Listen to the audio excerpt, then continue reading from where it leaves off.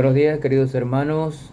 Dios les siga dando bendiciones y les permita seguir disfrutando de la palabra de Dios y compartiendo estas enseñanzas que con mucho amor transmitimos cada día.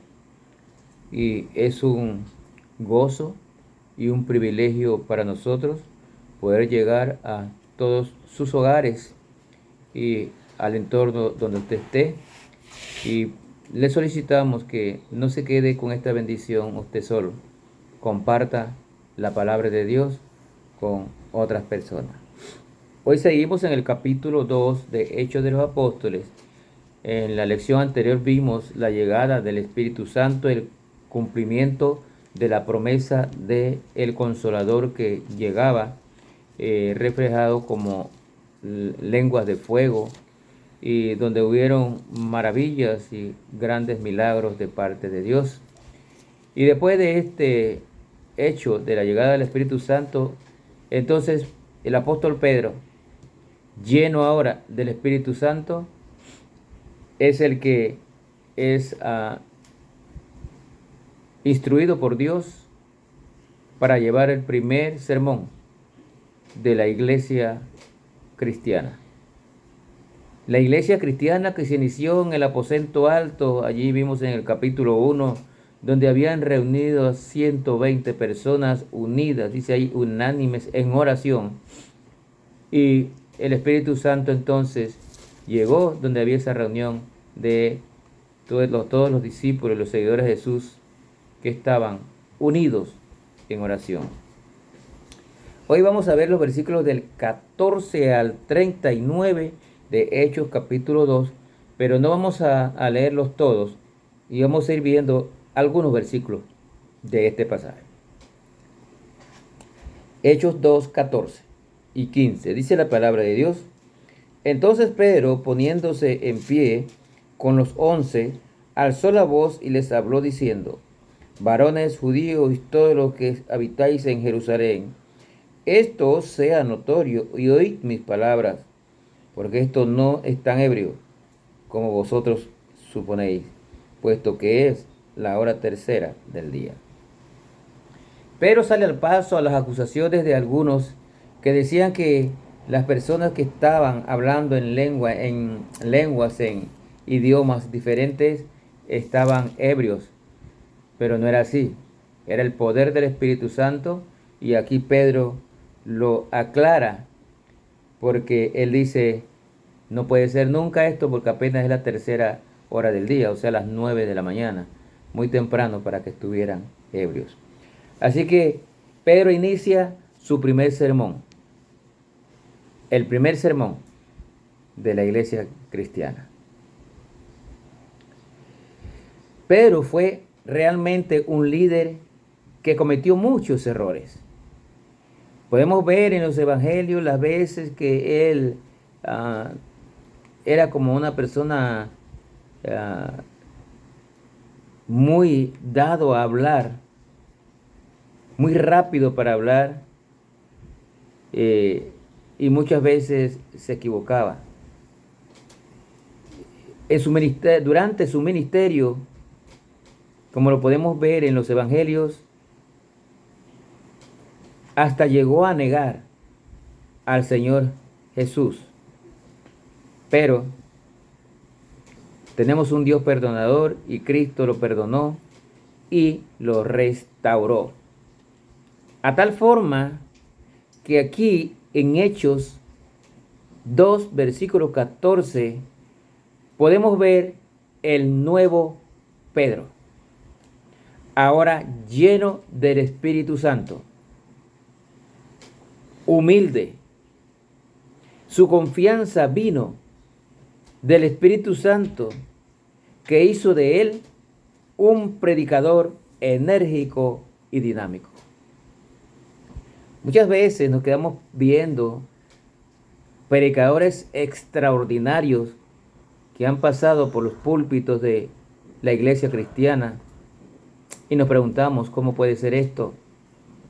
De repente una persona con poca escolaridad, Pero sabemos que es el poder del Espíritu Santo el que hace esto. Da discernimiento, sabiduría e inteligencia.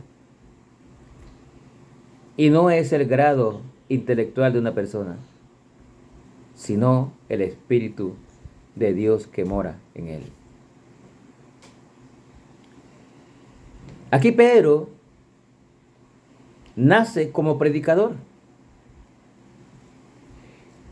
y hace un tremendo discurso, un tremendo sermón enfocado en la resurrección de Cristo. Versículo 24 dice allí, versículo 24 dice, al cual Dios levantó, suelto los dolores de la muerte, por cuanto era imposible que fuese retenido por ella.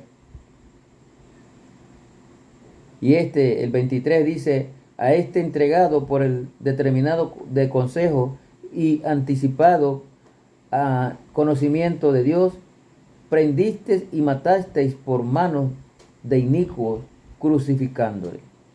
Pero está haciendo una introducción de lo que habían hecho con Jesús. No creyeron, lo persiguieron, lo crucificaron, pero Jesucristo resucitó al tercer día. Y Pedro quiere hacer un énfasis en esto. Pero empezó con una declaración, poderosa declaración pública de la resurrección de nuestro Señor Jesucristo. Él predicó este mensaje en un tiempo en que esto podía verificarse mediante muchos testigos. Jesucristo, muerto y sepultado, resucitó y se presentó ante muchos testigos.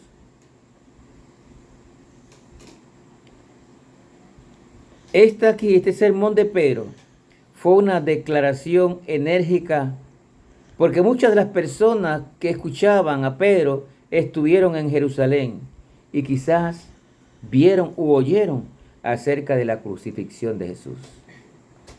Así que el público oyente que había aquí, muchos de ellos conocían lo que había pasado con Jesús, y ahora Pedro enfatiza en que lo mataron, sí, pero él no quedó muerto.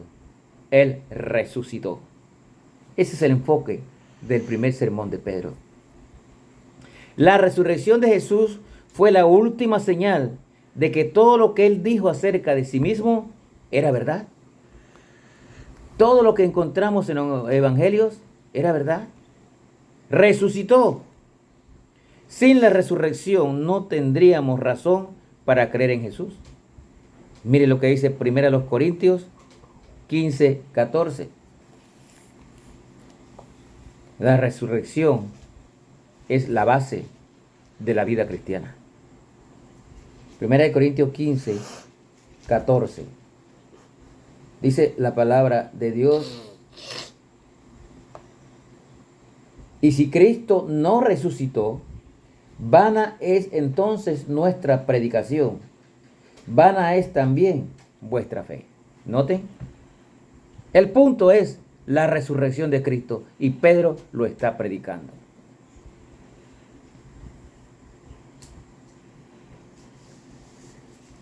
Pero en los versículos 25 al 32, vamos a leerlos rápidamente, 25 al 32, dice la palabra de Dios, porque precioso es, aquí dicen Hechos 2, 25 al 32. Porque David dice de él, veía al Señor siempre delante de mí, porque está a mi diestra, no seré conmovido. Por lo cual mi corazón se alegró y se gozó mi lengua, y aún mi carne descansará en esperanza, porque no dejará mi alma en el Hades, ni permitirás que tu santo vea corrupción. Me hiciste conocer los caminos de la vida, me llenarás de gozo con tu presencia. Varones, hermanos, se os puede decir libremente del patriarca David, que murió y fue sepultado, y su sepulcro está con nosotros hasta el día de hoy. Pero, siendo profeta y sabiendo que con juramento Dios le había jurado que de su descendencia, en cuanto a la carne, levantaría al Cristo para que se sentase en su trono. Viéndolo antes, habló de él, de la resurrección de Cristo, que su alma no fue dejada en el Hades, ni su carne vio corrupción. A este Jesús resucitó Dios, de lo cual nosotros somos testigos. Noten el enfoque nuevamente en la resurrección del Mesías. Pedro citó aquí el Salmo 16, versículos del 8 al 11, un salmo de David. Explicó que David no escribía de sí mismo. David, sin embargo, hablaba de la profecía de que el Mesías resucitaría y estaría en la diestra del Padre. Interesante lo que nos dice el versículo 27 allí, porque no dejarás mi alma en el Hades, ni permitirás que su santo vea corrupción. La audiencia entendió el mensaje, entendió el sermón de Pedro. Jesús resucitó y se glorificó. Ahí tienen nuevamente el enfoque del mensaje. Después del mensaje de Pedro, la gente se conmovió, dice aquí. Se conmovió profundamente y preguntó, ¿qué hacemos? Cuando usted le testifica a una persona y la persona entiende y se ve quebrantada, le pregunta, ¿y qué haré para ser salvo? Aquí Pedro le va a contestar la pregunta de esta audiencia. Si quieres seguir a Cristo, Pedro dice aquí lo que se debe hacer. Ese es para aquellos que no han aceptado a Cristo. Arrepentíos. Ese es la otra parte del mensaje. Creer en la resurrección y arrepentirse de todos sus pecados y entregarse al Señor. Arrepentimiento significa cambiar de dirección, de una vida que va en contra de Dios, de desobediencia y pecado, a volverse a Cristo, una vida espiritual, al lado de Jesucristo, creyendo en Jesucristo y viviendo para Cristo. Eso es lo que significa el arrepentimiento. Dejar la vieja vida y venir a una nueva vida en Cristo Jesús. Aquí está el mensaje de Pedro. Nosotros no podemos salvarnos a nosotros mismos. Solo Dios nos salva por medio de la muerte de su Hijo Jesucristo. La audiencia aquí entendió el mensaje de Pedro. ¿Y usted qué entendió? ¿Entendió que Jesucristo fue llevado a la cruz, fue muerto y sepultado, pero resucitó al tercer día? ¿Qué hacemos? Como dijo la audiencia aquí, ¿qué hacemos entonces? La respuesta es: arrepiéntase de su pecado. Pero un arrepentimiento genuino. Arrepiéntase de sus pecados y entregue su vida a Cristo. Que solo Cristo con su muerte puede perdonarle pecado y darle la vida eterna. Que el Señor le bendiga.